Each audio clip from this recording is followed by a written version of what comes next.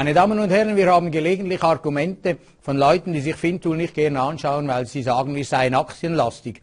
Und dann kommen da Argumente oft, die da lauten, Aktien sind gefährlich, man kann ja alles verlieren. Ja, selbstverständlich sind Aktien gefährlich, meine Damen und Herren. Erlauben Sie mir eine andere Frage. Ist ein Brotmesser gefährlich? Selbstverständlich ist ein Brotmesser gefährlich. Sie können Brot schneiden damit, Sie können Finger schneiden damit, Sie können es für weiß der Kuckuck was alles gebrauchen. Sollten Sie deswegen keine Brotmesser kaufen? Wahrscheinlich nicht. Ich zeige Ihnen eine gefährliche Aktie. Transocean, Namen von 2010 bis 2016, 90% verloren. Nun können Sie sagen, ja, man kann immer irgendwo irgendwelche Aktien finden, die gefährlich sind, die alles verloren haben. Selbstverständlich. Nur Transocean ist nicht irgendeine Aktie. Transocean ist nicht irgendeine Aktie, sondern Transocean war ein Teil des größten Schweizer Aktienindexes, des SMI. Transocean ist inzwischen aus dem Index weggegangen, aber es war während eines relevanten Teils ein Teil des Indexes. Ein Teil dieses Indexes. Und in diesem Index sehen Sie hier rot die Index-Performance von 1993 bis heute mit etwa 9,2% im Durchschnitt per annum. Und hier sehen Sie die Entwicklung der einzelnen Indextitel. Gibt es hier gefährliches Zeug? Ja, selbstverständlich gibt es gefährliches Zeug. Zum Beispiel das hier.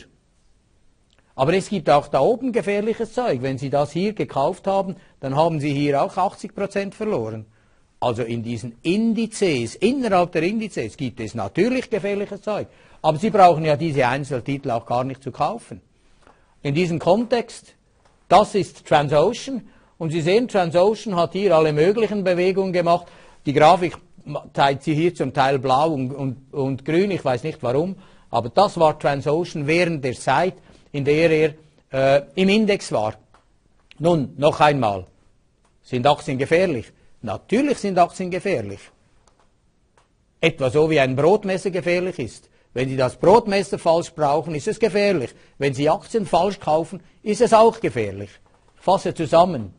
In den Hauptindizes sind in der Regel die größten Titel in einem Land. Das müssen aber nicht immer auch die besten Titel in diesem Land sein.